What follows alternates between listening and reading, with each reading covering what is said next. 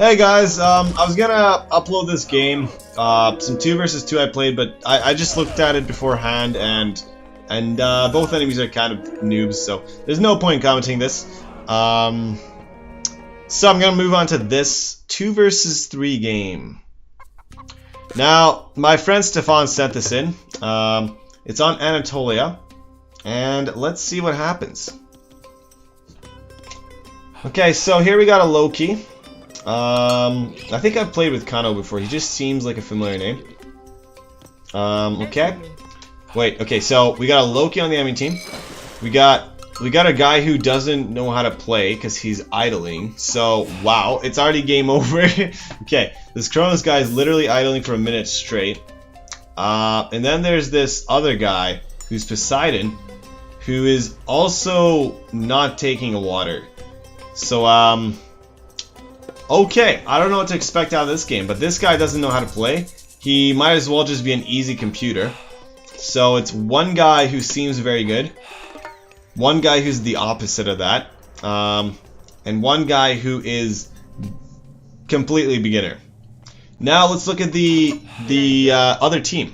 The guy who sent in the clip, SRB Stefan himself, playing Hades.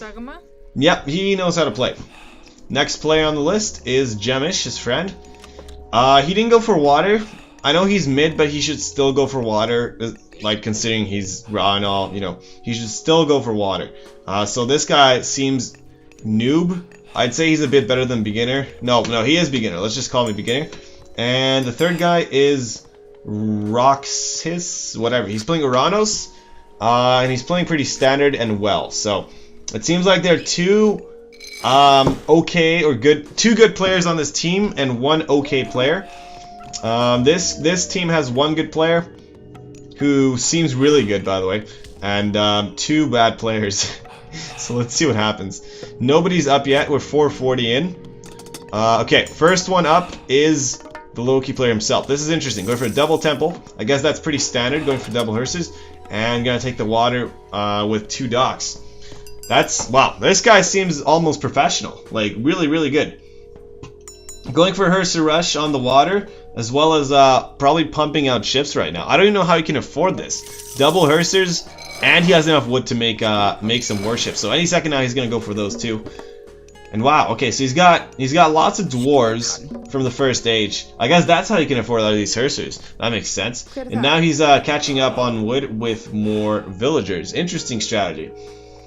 A very random wall coming out from blue. I actually do not understand this wall, because he could have built it here and here. See, this doesn't really block much off, because there's a hole here. Yeah, very random wall. So anyway, it seems like blue is kind of anticipating a Herser rush, some form of rush, and he wants to defend off with this wall. But guess what? He's just gonna walk around that. And gold gathers faster. Awesome relic, nice. Okay, so Kano is gonna be a cannon and totally get a huge upgrade. I'm actually very surprised he hasn't made any warships. It's a standard move in the game to go for warships as soon as you advance. So that's exactly what's blue doing with 3 docks actually. Very nice. With that, I think he's gonna take the water. But these Hersers, they're not easy to defend off. One interesting thing to note, I think carrying a relic slows down your guy. So, carrying a relic inside an army slows down the entire army. And this is a horrible engagement. Oh, he lost 1 guy. Okay, that's alright. He did kill some villagers. He can still heal these guys back up with healing springs. But that was still a bad engagement. He lost like 2 Hersers there against 3 villagers. So, not really worth it. But if he does get a Cyclops pick off, then that's gonna be nice. And ho ho! Here comes 9 warships that haven't even scouted the enemy. So he's still producing more warships, and because he hasn't scouted the enemy, he doesn't know that they don't have any ships whatsoever. Huge mistake. Huge mistake. Normally what you should do is as soon as you start making warships, you put your waypoint over here, and if he did that, then his first 2 warships would come out, he would see that there's no dock, and by the time he has 4 warships, maximum 6, like I'm gonna say a solid 4 warships, he knows not to make more. That's how I usually play. On water maps, when I have 2 warships and another 2 coming, and I see he doesn't have a dock, I just stop making warships, and then I never go above 4. So he went up to 10. That's a huge waste of money. Like, he could have made town center. Well, he's still making town centers, but he could have spent that somehow differently, you know. Anyways, our Hades guy was forced to use sentinels. Did lose one of them. The Loki guy did get some myth unit spawns. The Cyclops did not die. He was isolated. I'm not sure how he didn't die. That's interesting. A town center coming out from yellow. 3 TCs for red.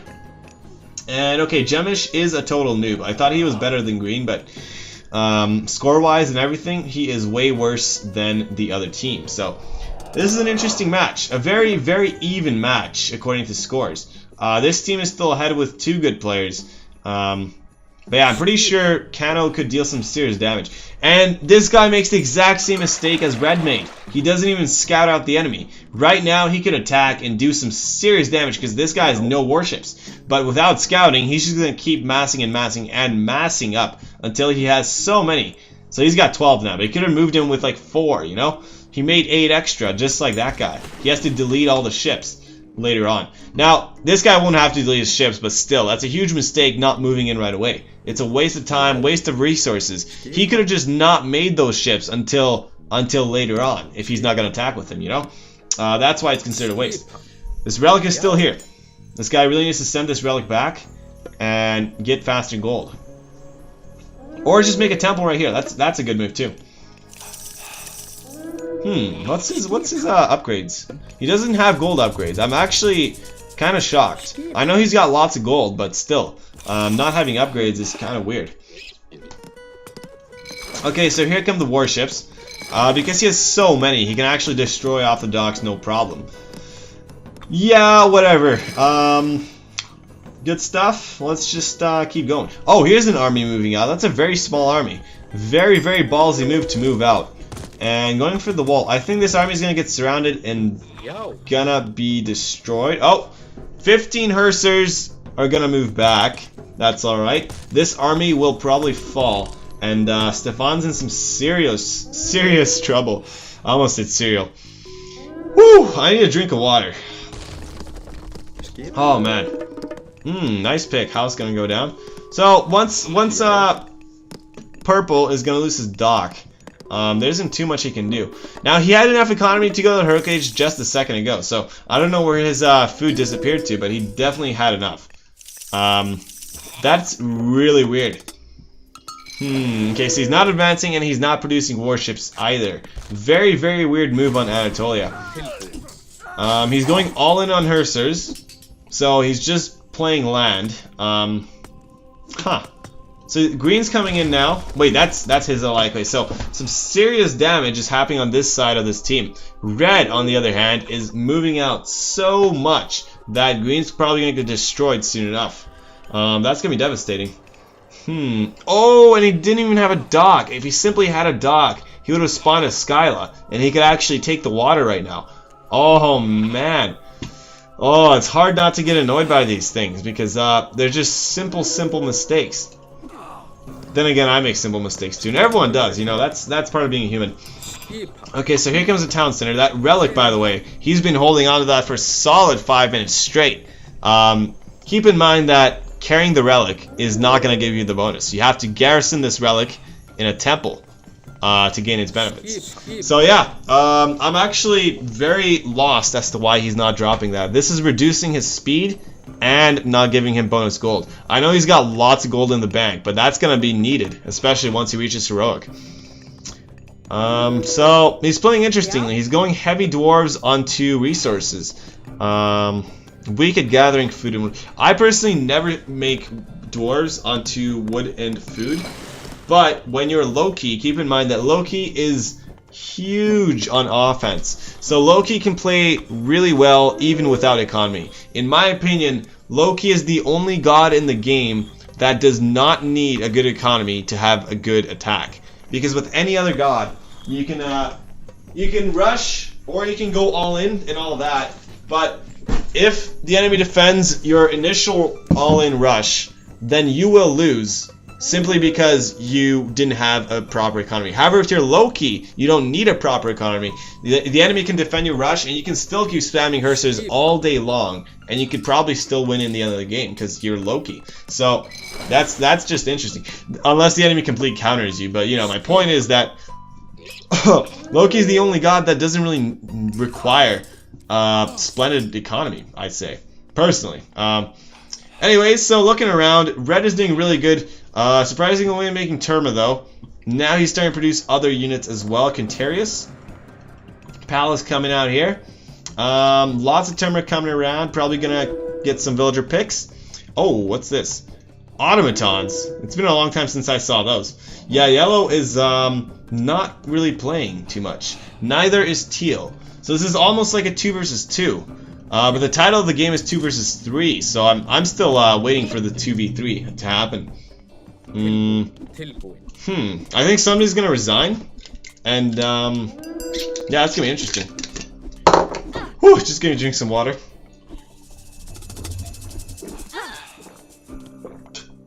Oh. Okay, this is a perfect deny here. Denying Blue's second town center. So now Blue is going to struggle economically, but he does have the water. Having the water is massive. Look at that. He basically already has 2 town centers. Or 3.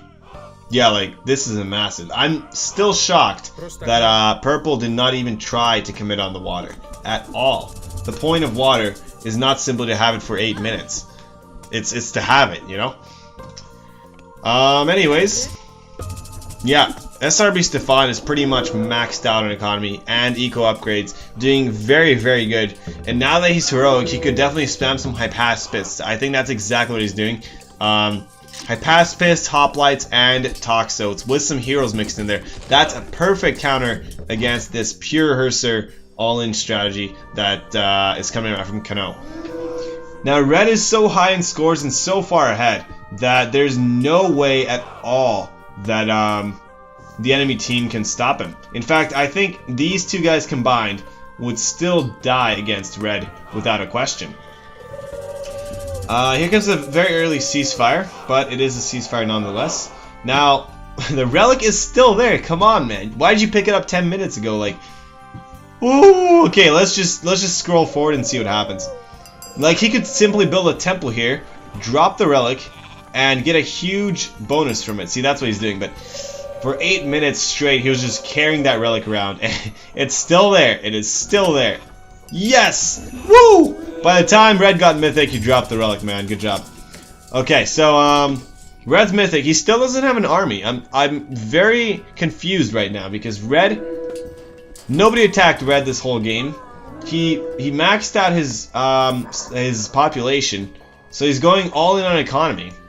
But he's just making heavy Terma. Like, he doesn't really have too much of an army. Surprisingly. Wait a minute. Is this shared resources? Oh my god, this is shared resources. Guys, okay. It took me 15 minutes to realize that this is shared resources. Wow. The fact that this is shared resources is a game changer, because that means that 2 noobs on a team completely drain one good player's ability to play. So I didn't realize that. Yeah, that might actually be why Kano couldn't commit onto the water, because he didn't really have economy. Wow, for some reason I just didn't see that. I didn't realize it was shared resources. That's huge. So let's just scroll forward. I'm pretty sure I remember what's gonna happen. Pretty sure that Red's gonna disconnect. And then it turns into stall 2 versus 3, but wait! Oh ho ho! A 2 versus 1 on the back base of Loki. Oh my god, so what should he do? Should he pull back right now, or should he attack here? This is a very feisty situation. I'm not even sure what would be best for him.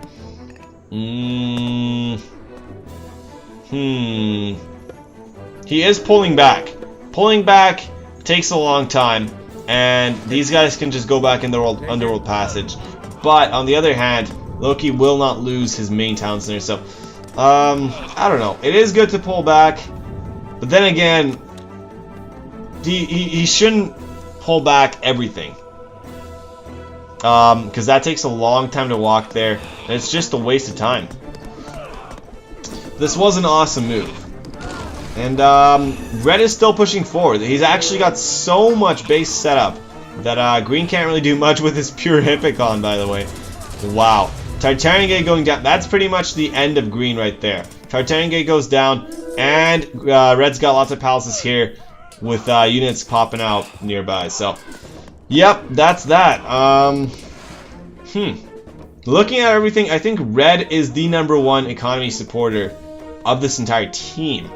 Like, he's got everything. If this was a single-player game, he would have too much resources. Like, he'd make a Titan and still have too much.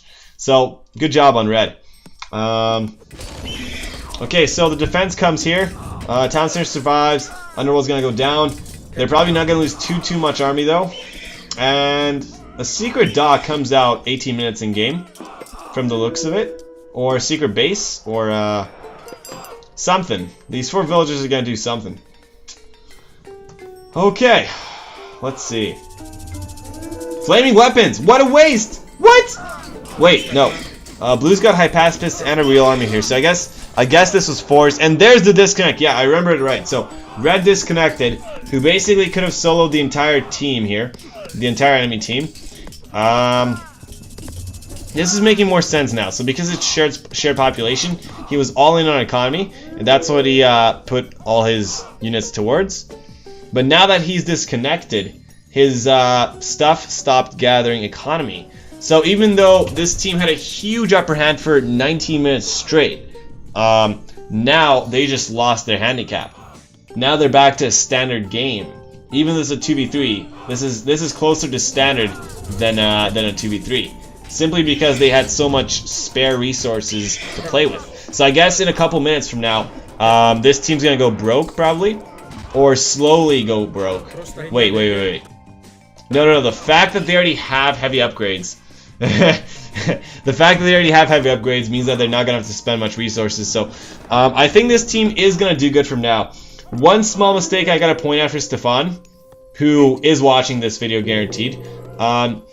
If you go Hephaestus, there's almost no point in upgrading all your armory to tier 3 or tier 2, whatever. Like, this cost a lot of economy. And even though you guys had an abundance of economy, this was a waste of resources. Because now you can upgrade Anvil Hephaestus or whatever, and basically upgrade everything for almost no cost, right? So, yeah, it's a huge waste to upgrade everything before you get that, if you're gonna go Hephaestus regardless.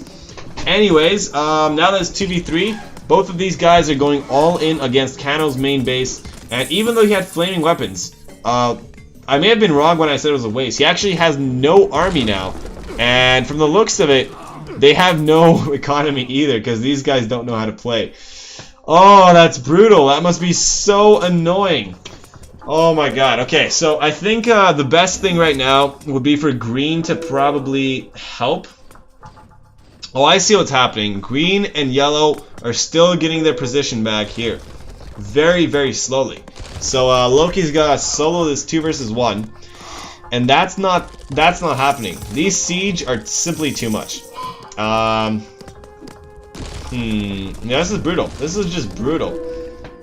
Okay, so he does his desperation move, which is go out with his battle boars and hope to get a pick from blue.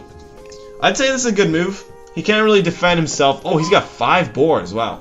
Yeah, he can't really defend himself too well right now, so it's definitely a good move to just move out and attack while he can. Wow, he lost his entire base back here. Okay. This still could deal some damage. So he's gonna destroy the Underworld Passage if he can. Oh, some units coming back. Still no heroes, still no myth units to counter. And it goes down. Okay, that was a nice move. Now he just disconnected this entire passage. But Teal is taking his town center. Okay. And this team still kind of has middle control, which means the enemy team has trouble getting gold. But they are going to get this position once again, I think. No, they still have some mid control here. Okay, never mind. I think Yellow really needs to do something. Yellow's done nothing all game. Oh, too late! Too late! Okay. Woo! Okay. So here comes the army, and green finally comes in with his Hippicon. Unfortunately, there are lots of hoplites here. So that's a big blow, and some Mithias too. Wait, that's his, never mind. Still, hoplites kill Hippicon, unless you're green at Poseidon. Because apparently in that case... Oh, never mind, he's got huge upgrades. Awesome, yeah.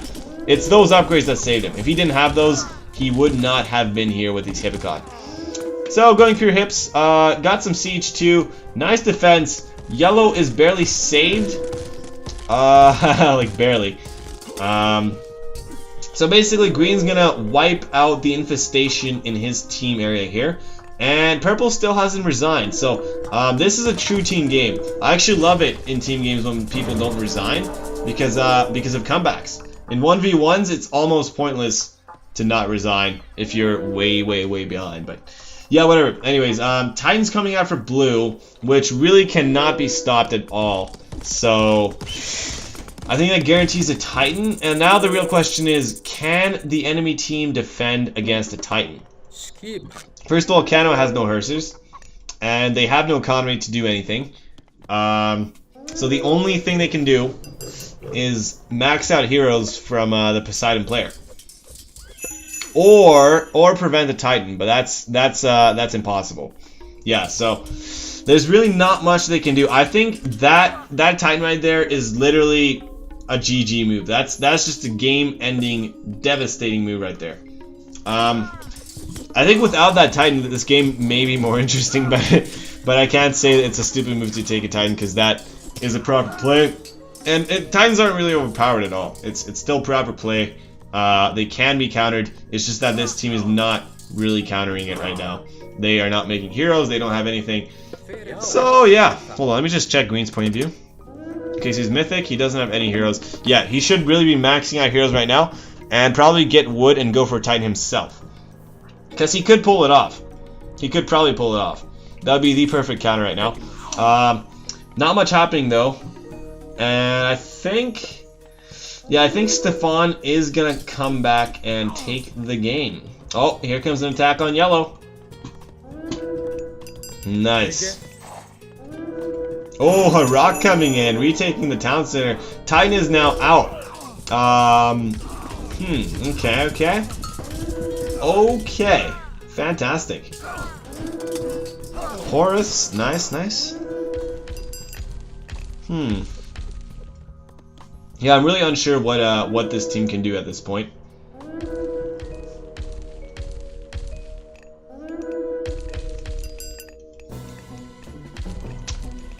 Yeah, the Titan's gonna win. So let's look at the other team. Wow, look at the economy here. Undisturbed. That's all I have to say. Even though that guy dropped out, that didn't really affect their economy, like at all. I'm gonna wait till the end and then stare at the post game. Yeah, but this team was pretty much behind the whole time, and they were slowly catching up, but yeah, it just didn't really happen. So this is a 2v3, but because it was shared resources, I'm gonna consider it a 2.75 versus 3. Plus, that guy only disconnected in 19 minutes, so that's not affecting the game too much. Of course, green would have died by now, but it's not much of a disconnect. 2.75 versus 3, and this team wins. Hope you guys enjoyed the game. Just remember, guys, if you're playing on a map with water on it, then make fishing ships in the water. Please take the water on a water map. That's very important stuff right there, guys. So what I'm curious about is if we look at all resources total, and we look at the disconnect right here, then how bad did that affect the team? So this team has been up. Wait, let me put it on team stats. Okay, so this team has been doubling the enemy team here. 100k total versus 50k total. Literally doubling. On the disconnect, they didn't really lose the resources. That's just an error because it's taking away a player. They still have 100 grand. The only difference now is that they're not increasing by this much. Like, look at the angle here. They're only increasing by this much. So their increase just fell down quite a lot. But their total economy is still over 100 grand right here. And the enemy team never reached that point. So that disconnect didn't really affect them at all. And because of that major economic upper hand before the disconnect, they took the game easy. Hope you guys enjoyed. And I'm getting some lag now, so I'll see you guys next time.